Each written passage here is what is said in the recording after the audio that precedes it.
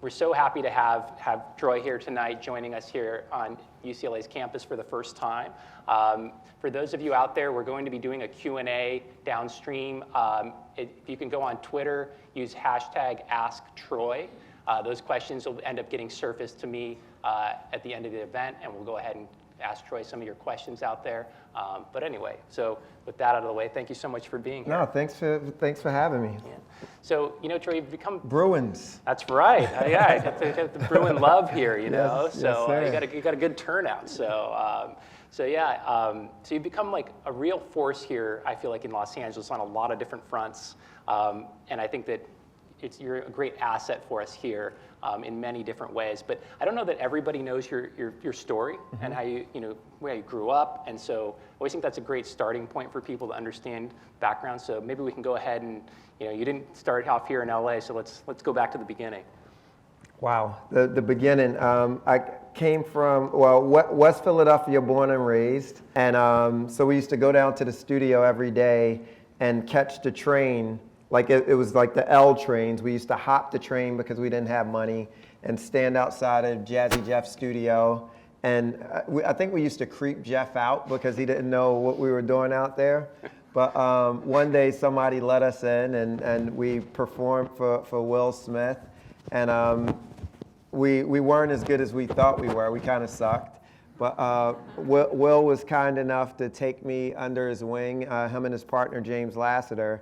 And so when Will was in LA doing Fresh Prince of Bel-Air, I came out to LA, kind of learned the media business and a lot about TV, a little bit about management. I hated LA, went back to the East Coast, and I started promoting parties. So it was a lot of the rap shows back then couldn't get insurance, because it was promoters thought of it as violent.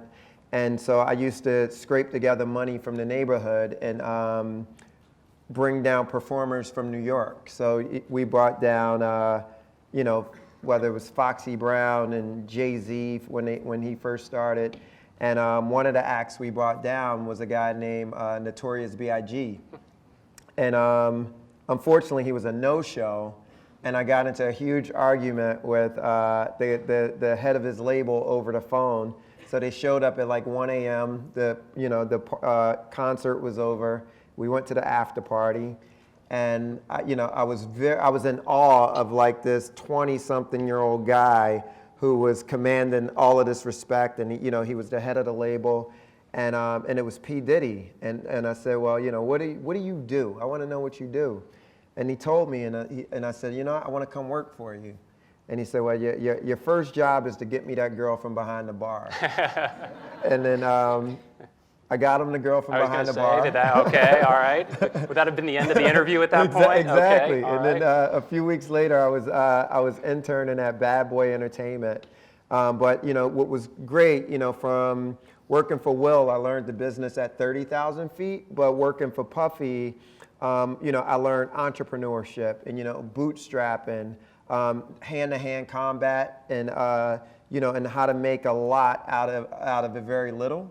And in '99, I got the bug to do talent management, and I started my own company. A friend of mine was looking for management. I was helping her find a manager, and she said, "Why don't you just do it?" And I took the shot, and that was the rapper Eve. She was my first client. I kind of built the business from there. And it was a really cool boutique talent management business. It was me and my partner, and I remember, we had, it's like fake it till you make it. Mm-hmm. So we wanted this downtown address, and all we could afford was like this 1500 Sansom Street, and it had no windows. It was a basement with no windows. So it was like a casino. You couldn't see what time of day it was. Mm-hmm. So we just literally, worked day and night. We built the company, and in 2004, we sold it to the Sanctuary Group out of the UK. And from there, I worked for them for a couple years. Hated every second of it. It was my first taste at culture and understanding what culture meant. I never even heard the phrase of company culture, but I knew, working with my best friend and hiring people that we loved, we hung out together every single day. And I went from this cool company and to working on P&Ls day in and day out. It just wasn't fun for me anymore. So once I was able to get out of the deal, I thought about what the vision was going to be for my new company. And I wanted to start something small but yet powerful. So I came up with the name Atom Factory.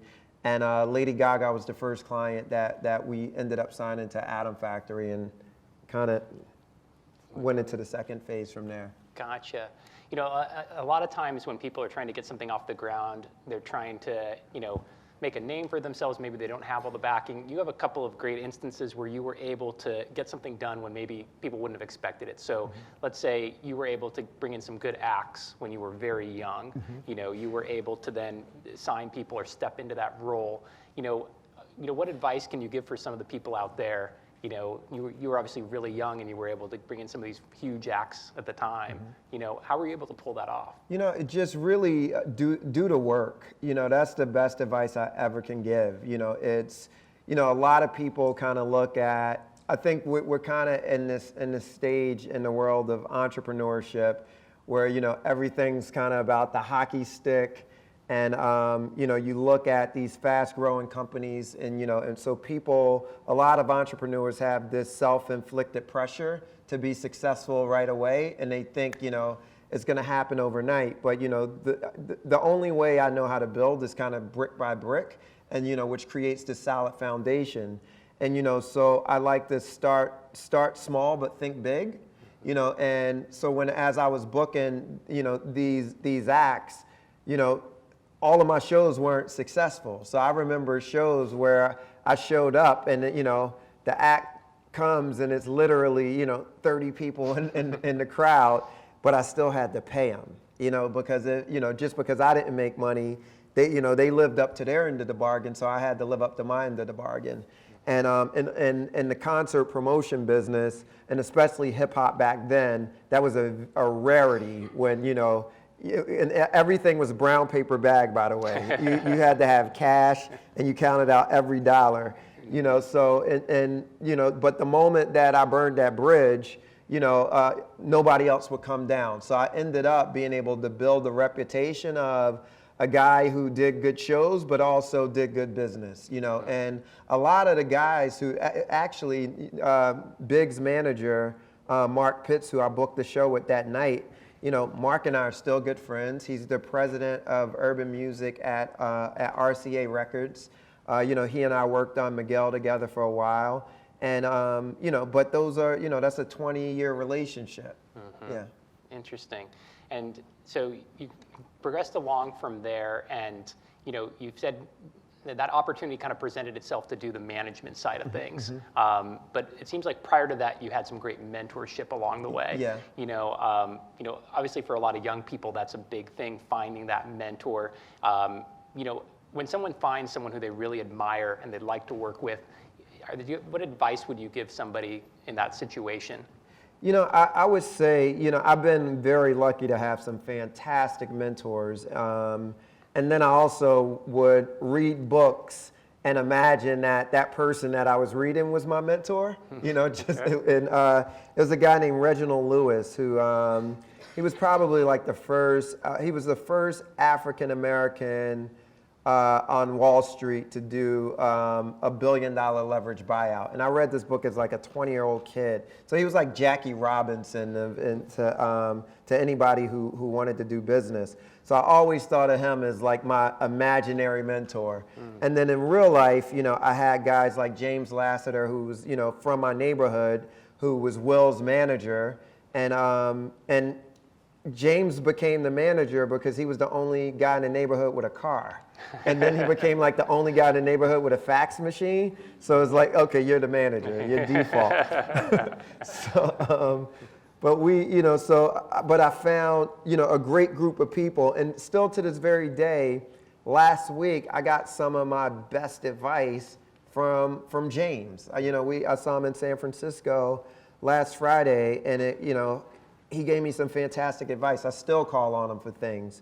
So I would say have quite a few mentors, because what ends up happening is, and I know for myself, I compartmentalize information, so it's certain information on my personal life that I choose to share and get advice from. Then it might be certain parts of my business that this person can give me advice on, and certain parts that this person can give me advice on. And then sometimes you outgrow your mentors, so you got to get new mentors. Mm-hmm. But I would say just be very respectful of people's time, number one, and give something in exchange.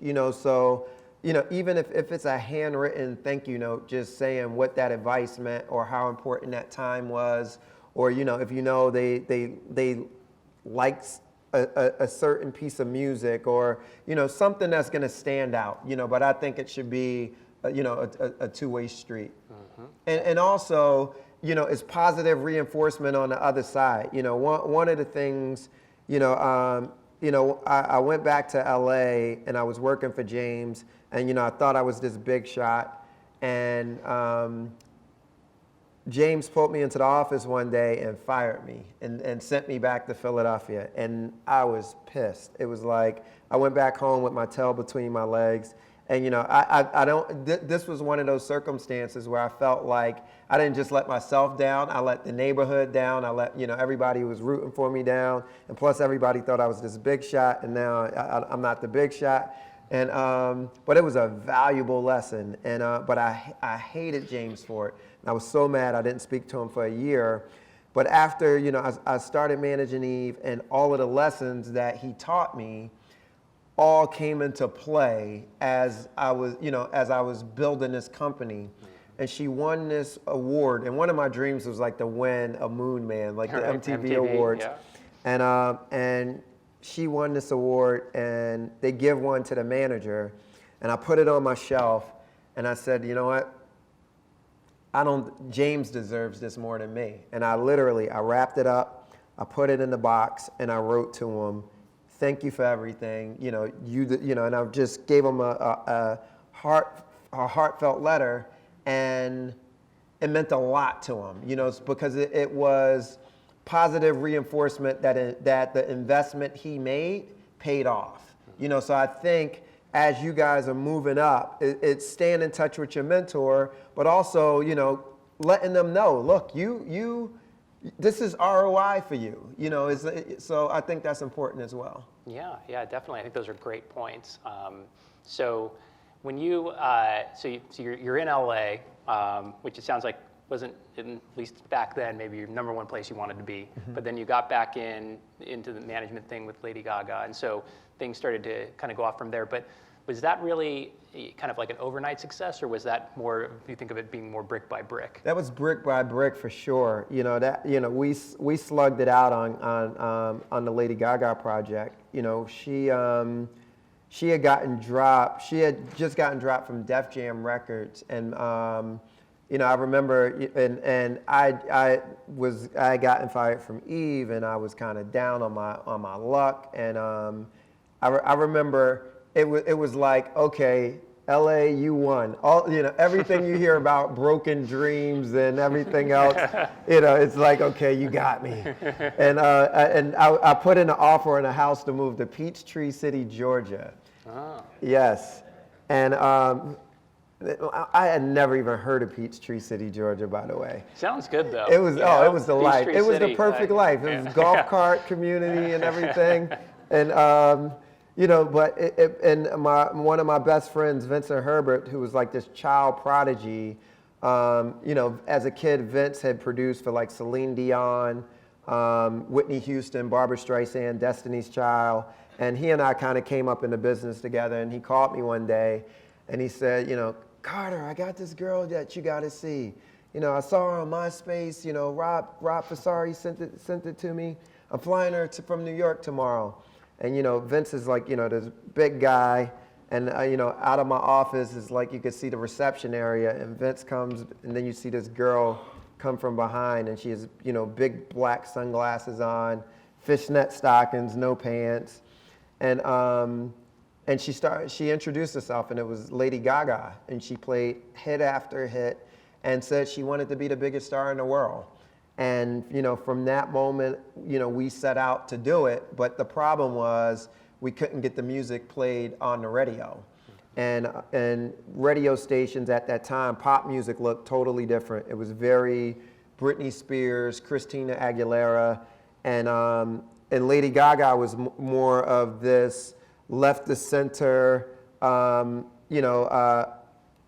Italian woman with these crazy costumes and this European dance music, and people like turned us down right away. And we had to set out to really build this from the ground up, and we got lucky because in 2007, 2008, Facebook was just coming out of .edu, and YouTube was on the rise, Twitter was on the rise, and this was like this stage of artistic democracy where artists could reach fans directly now, and we used that to our advantage. And it took a year from the time we released her first song, Just Dance, at the top of 2008, like maybe January, February 2008, and we didn't chart on that record until probably November or December. Wow. Yeah, so we slugged it out. Yeah. It's interesting because I think a lot of times, when people look back on things, they weren't as close to it as you were, and they just think of like, oh, well then, things just took off, and they forget how difficult that was. No, we were doing 3 shows a night. Like we would drive around LA. She would be in our street promotions guy named George. George had a little Jeep. She would be in the front seat, and he would take her club to club. She would get up on top of the bar with 2 dancers in a costume, do 2 songs, leave, and go to the next club. And we would do that a few times a night. Yeah. It's interesting because I think a lot of times now people have become more cognizant that it's not always radio that's breaking people, and you kind of have to build that organic fan base. Yeah. And it's almost like you guys had that experience before maybe it was more common, like I think it is now. So yeah, I took a lot of learnings from hip hop. It's like that. What's that say? Ignorance is bliss. So I had never done pop music before. So all I knew was, in hip hop, we show up to clubs and we do 3 shows a night. And in pop, you do 3 shows a week, by the way. So, so we started off with this, sort of maniacal work ethic, okay, we're gonna outwork everybody. And, but also, hip hop was this art form that didn't get played on the radio. So it was a thing where, now you turn on your car radio, you can't escape it. But, it was if you wanted to listen to hip hop music when I was coming up, you would have to wait to Friday nights at 8 o'clock, and between 8 o'clock and midnight, that's when they played hip hop music. And other than that, it was somebody sharing a cassette tape because they taped the radio station at night. So we always had ways around, around marketing. How do we get around the system? And so we don't expect. And also another point is, in music, and especially, you want fans to feel like they discovered it. So the worst experience that we can have is when fans discover things on Top 40 radio. Those are the overnights. Like those right there, they shoot up and they fizzle right out. But so you want some sort of foundation there. Yeah, that organic base, and going to keep that going. So you guys start to get some momentum. Obviously, we're doing those shows, and things kind of move from there. And so it seems as though you've had a lot of success on the management side. What made you then decide, okay, I want to broaden my horizons and start looking into other things like startup investing and diversification off of that business? It kind of came organically, from us doing a lot of work with the tech community, because at that time, that all of these companies were coming out of, coming onto the scene. You had music labels who were just litigious at that time. They were suing their own fans, by the way. So they were in lawsuits with YouTube, and they sued Napster out of business. So Silicon Valley and LA were worlds apart at that specific time. And here we come, and it was about collaboration and how can we utilize these platforms. We'll give you our content, so we started creating these partnerships, and naturally, entrepreneurs just started approaching us on, what, how can we help you, and can you advise us on how can we implement some of these strategies or activate your network in LA around our product. So that kind of led from one investment to another. And I think now we probably made, probably about 75 investments since then. So we've been really active in the startup community. Yeah, and I mean, and a fantastic track record. I mean, I think, I'm sure a lot of people in the audience know here, but investments including Uber, Dropbox, Spotify, Warby Parker. So, I mean, a lot of huge things, a lot of unicorns now with the $1 billion valuation. So, I mean, it's just amazing to see that success translate from one part of, of industry to another. So, because I do think this, where a lot of people in Silicon Valley, like, you find these incredibly smart people in venture capital. Like, I think Mark Andreessen is like a robot. I'm like, this guy's so smart.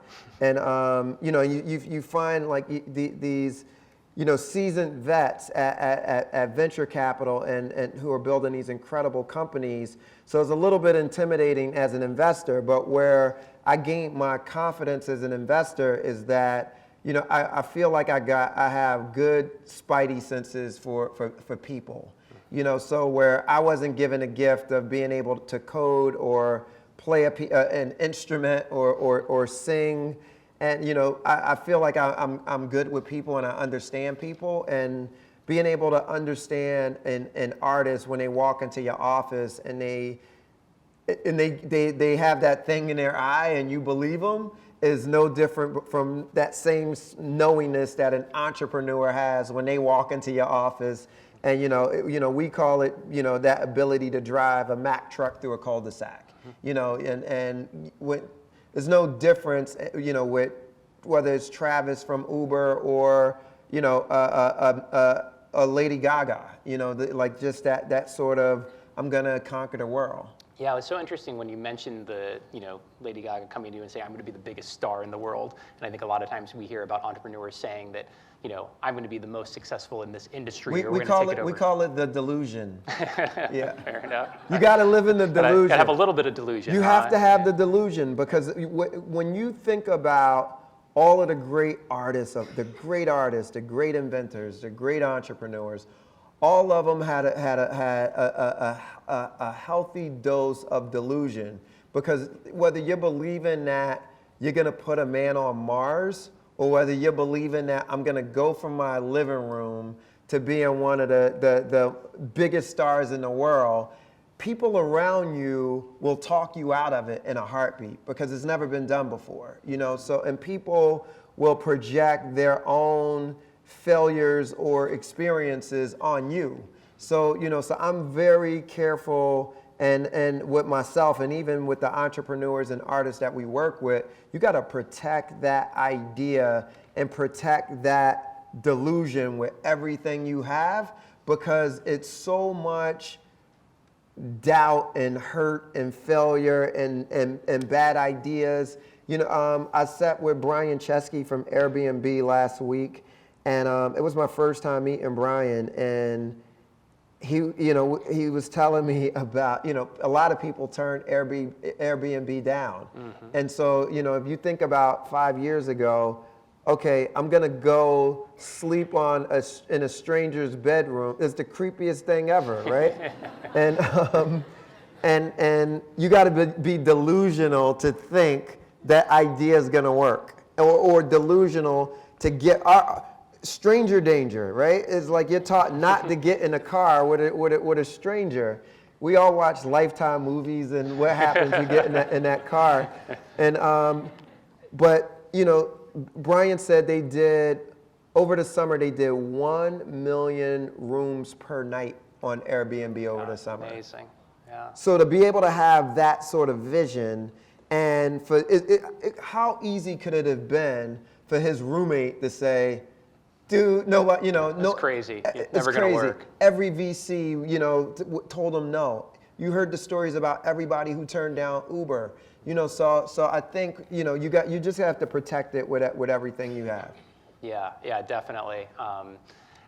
For you, when you're looking at something like that, I mean, I guess it could be whether it's an artist or if you're looking at someone with a company, how far along do they have to be? You know, is it something where you can just meet them and say, you know what, they've got it and we're okay kind of going in super early? Or is it something like, hey, I need to actually see a little traction, It's or traction. I need to see a song or whatever it may Yeah, be? it's traction for us, you know, and for a couple of reasons. You know, one, I think ideas are cheap. You know, everybody has ideas, right? But who's actually, I want to see that entrepreneur have enough of, I want to see them have enough hustle to go out and build it, and then go out and test it, and then go out and build a case study for it, or, you know, raise a little bit of money, just little things, just to show that you got that thing in you, right? You know, and for artists, it's even easier, you know, just to put your music up on SoundCloud, you know, to see whether you could build an audience, or, you know, whether you could build, you know, a Twitter following, or, you know, a following on Snapchat. You know, these are free channels, and making music is so easy to do right now. There's no reason, unless you're lazy, to, you know, to not go that extra distance. So we like to see a little, we like to Moneyball it a little bit. I think that makes sense, especially as entrepreneurship is sort of permeated into almost everyday life. You know, it's certainly become front and center for a lot of people out there. So that definitely makes sense. You know, in terms of, let's say, where things are on the music side, and people have complained about the royalties, and you're obviously involved with Spotify and paid a lot of money on that front. You know, do you think it's fair for people to have some of those kinds of complaints, or do you think it's really, you know, the model is sort of adjusted and they have exposure to the world, you know? You know, the model's changed drastically, but, you know, we as an industry not only follow, you know, the model and the technology. You know, we have to follow the consumer. You know, the music industry has done a terrible job historically when it comes to how we treat consumers. You know, you would take 3 great songs and then bundle it with 10 terrible songs, sell it for $15.99, and then make it hard to even get it out the package, you know? It's like, that's no way to treat people. And you know, or, you know, from a ticketing standpoint, you know, you want to see your favorite band, and, you know, you get taken through this transaction, and you hear the tickets are $25, and by the time you get to the end of the transaction, it's really $42, right? So it's like we've done a terrible job of how we treat the consumer, and then we've done a terrible job of being able to get to know the consumer, right? You know, it's, if you did buy the terrible CD, you could hate it, throw it out the window, you know, after you leave Best Buy, and because it's sound scanned, we would have counted you as a fan, right? We have no idea how you interacted with the music. And then along comes, you know, services such as Spotify that, and I give iTunes credit as well for the first wave of being able to simplify product and with the consumer in mind. We're going to unbundle the music. We're going to give you each individual song at a reasonable price point. We're going to make it easy for you to download. And by the way, you can preview it and see if you like it before you even buy it. So it was with the consumer in mind. The next wave of it with Spotify is being able to have streaming the music on demand is 100% the future. So whether artists want to fight the future is up to them, but, you know, the jack's out of the box on it. You'll never put them back in. So, but what needs to happen, of course the model changes, you know. So the way streaming is going to work, we're going to have, you know, Spotify right now has 70 million people on the platform. My guess is by the end of the year, they're going to be announcing probably 100 million people on the platform, right? This is a 6-year-old company, and they've only been in America for a few years, right? And then when we look at the total addressable market, all of a sudden, streaming music and all-you-can-eat music, people never pay in masses for music in China. Think about India, think about Africa, think about all of these places where it was now you have huge amount of mobile penetration. You'll be able to get, cheaper subscriptions. So I think we're gonna have, over 1 billion subscribers on streaming. It might be split across multiple services, but you're gonna have over 1 billion subscribers, and the pot is gonna be incredibly big. So I think for artists, and it's gonna be transparent. You're going to get paid out every month. Artists are going to be able to go on a platform and look in real time. This is how much money that I have. But the transition is going to be a little bit painful. So I think painful labor, beautiful baby. We'll get there at the end. Yeah. I mean, I think that to your point, I think that streaming is definitely the thing that the consumers want, and there's only so much you can ignore on that front. And so, we definitely see it around here in terms of the younger consumers, and totally bought in on that, concept. So, it seems like it's going to ultimately win out no matter what. And the alternative is piracy. Right. And the alternative is I'm going to go on YouTube, and that's why I don't understand. And I think the argument is flawed, because you pull your music off of Spotify, but first of all, how much are you getting paid on the radio? A lot less than Spotify. Number one. If fans can't get your music on Spotify and they already have a subscription, is a big chance that they're not going to go to iTunes and download it. Chances are they're going to go to YouTube and listen to it. There's so many alternatives to listen to music for free already. So I think it's a flawed argument. Yeah, definitely. In terms of, a lot of times people will be curious to hear about some of the things that maybe you passed on, and you sort of have a really unique perspective because you have exposure to artists and you also have exposure to entrepreneurs. Are there any of those types of situations where you passed on something and you were like, I really wish I could have, gotten, either to involve with those people one way or the other? You know what? Nothing that I don't regret. I don't regret anything that we passed on. If it's meant to be, it's meant to be. One of the good ones that we did pass on was ClassPass, which I like a lot. And it was a different name before, and the model was just a slight bit different. But that was one of the cases where I'm like, you know what? That entrepreneur special, we should have bet on the entrepreneur and not just on the idea. Thrive Market actually came to us in the seed round, and we ended up investing in Series A and paid for it. Yeah, they just had a big round recently. And I paid the price for being late on that one. But we got in, but it's so many deals. None of us have a crystal ball. The way venture capital works, I think we've gotten it down to a bit of a system where, most of our deals we invest in are very well syndicated. So we invest with a lot of credible VCs and angels.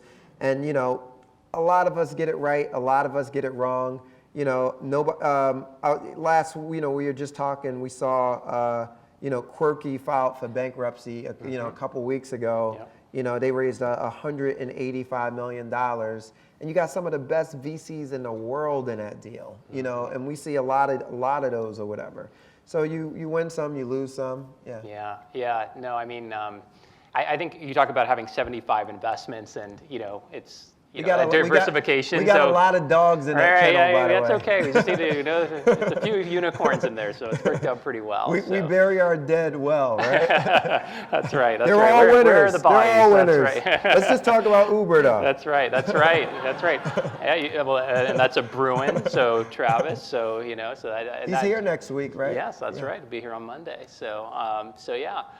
What are your thoughts about LA as an ecosystem going forward? We many times hear people compare it to Silicon Valley, and we try to kind of get people off of that line of thinking, Yeah. you know, but how do you see LA? I think it has a different DNA to it. So I agree with you. I wouldn't compare it to Silicon Valley. You know, I think in the Valley you have it's a very mature ecosystem, right? You know, and you know, I think probably 6 generations of entrepreneurs and angel investors, and going all the way back to to microchips. So so I think it's a huge head start. But what I would say is this is a fantastic time to be in LA, and reason being, to start a company in San Francisco, just kind of looking at where the world is right now as entrepreneurs, I just would be very mindful of burn rate right now. How much money are we raising, versus how much money are we spending on a company, because the winter will come 100%. We might get fall before winter, but it'll definitely come. And when I'm looking at San Francisco and the Valley, my fear is looking at real estate prices right now, right? And the cost of living is very high in San Francisco. To hire engineers and talent in San Francisco is incredibly expensive. Office space, office space the size of this stage in San Francisco is $7,000 a month, right? and so I think what's going to end up happening, and what I'm seeing now, is this trend of people up north starting to shift down south. So we're spending a lot of time with VCs who are now, and a lot of VCs have, second homes in LA now. A lot of VCs are spending a lot of time here and are here weekly. I'm seeing a lot of companies and founders move their businesses to LA. You're seeing the larger companies like, whether it's Riot Games, whether it's Snapchat, and a lot of, they're recruiting big talent from north coming south because you got great quality of life here. Real estate and cost of living is definitely a lot more reasonable than up north. And I think, I think as we see a lot of these larger companies exit, I think we're going to see a lot of those employees start angel investing in companies and, planting those seeds. So I think, over the next few years in LA, it's going to be pretty incredible.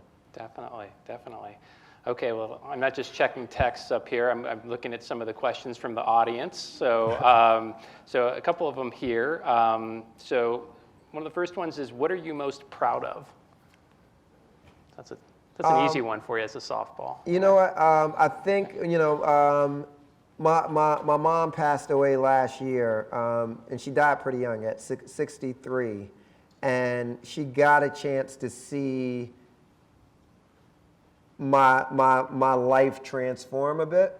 And, she had been in my corner for, since I was a kid wanting to do this, and she thought I was delusional. And so I'm glad I got, my pride is that I was able to make my mom proud, so that was big for me. Now, yeah, that's definitely special. Oh. In terms of, we've actually had some sports-related startups in our space here, and they mentioned that you might be involved with the Dodgers incubator. And so what are your thoughts on sort of the sports startup space, let's say? It's funny because that's where my two worlds really intersect, because I'm a sports fanatic, specifically around basketball. And I've been obsessed with the amount of analytics that they've been using in sports now. And, so being able to work with the Dodgers on their accelerator and start to see some of the companies in that space has been really interesting to me. And, out Sunday, I got a chance to go to San Francisco 49ers to their game against Green Bay, but get a sneak peek behind the scenes and see how a lot of GMs, and there's a huge debate around this right now, because a lot of sports franchises are starting to replace typically in a front office, it would be a lot of retired players or people who have, been in basketball recruiting for a long time.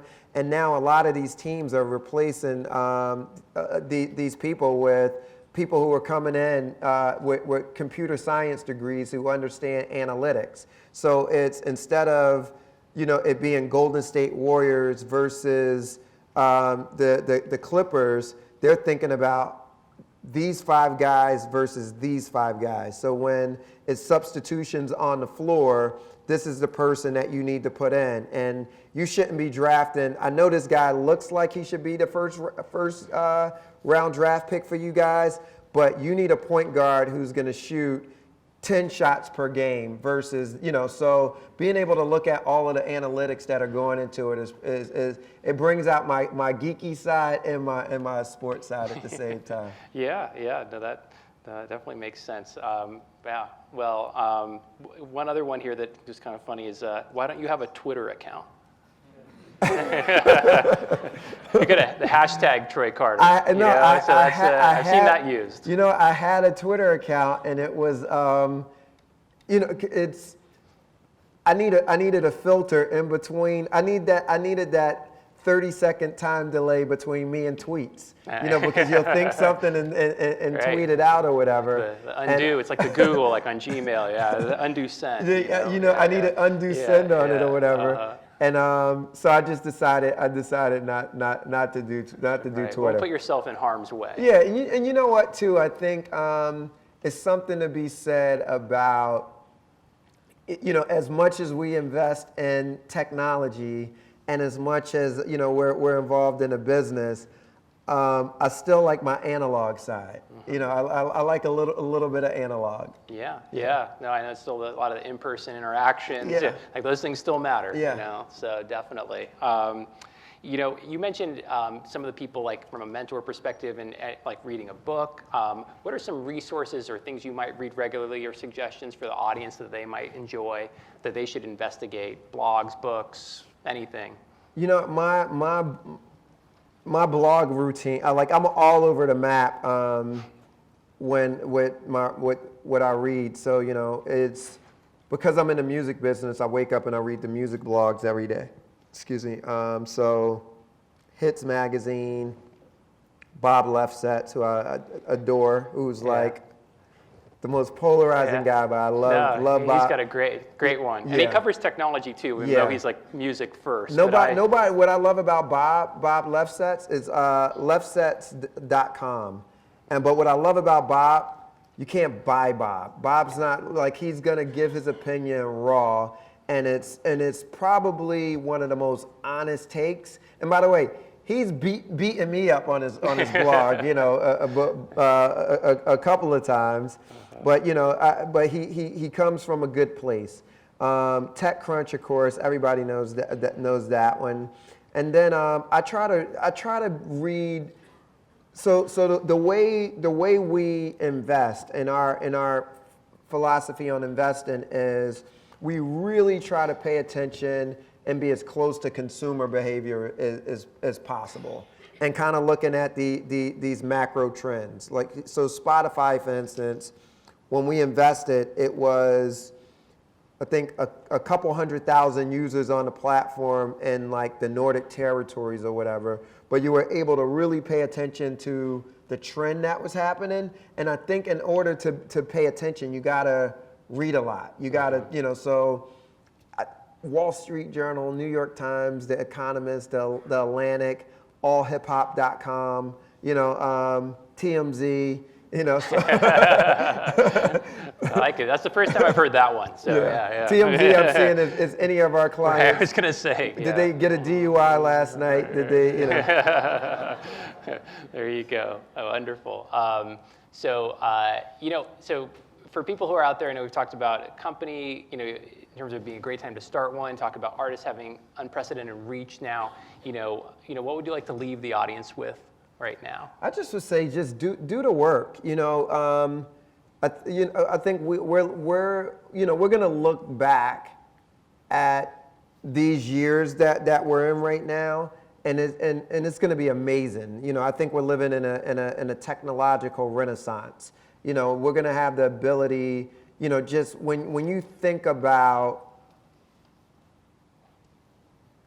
we take for granted how far we've come, you know, with technology, right? You know, with the power that we have within our pockets, and, you know, even FaceTime, you know, the fact that, you know, you can watch, if you want to see Bug Out, go and watch Kubrick's 2001: Space Odyssey. You know, and this was a movie that was like, you know, talking about, you know, what the world was going to look like, and back then it was all science fiction. And the fact that we're living in these times, so I would just say, you know, think about solving big problems, and knowing that somebody in the audience actually has the ability to do that. You know, because if you rewound, you know, a decade and a half ago, or two decades ago, it was a guy in this exact audience who would go on and build what became a $51 billion company that took the taxi industry under, that sat here at UCLA. You know, and and for me, you know, I was born, you know, we heated our house with kerosene at night and had to choose between whether we were gonna have heat or hot water sometimes, you know. So like, anything is possible. So, you know, don't let doubt get the best of you. Don't let other people project their failure upon you. Go out, find the biggest idea and go for it. And if you fail, try the next one. And if you fail, try the next one. And if you fail, try the next one. And, you know, and it's the law of averages. One of them will hit. Fantastic. Yeah. All right. Well, wonderful. Well, thank you, Troy, for Cool. being here Thank you guys for having me. Thank you. Appreciate it.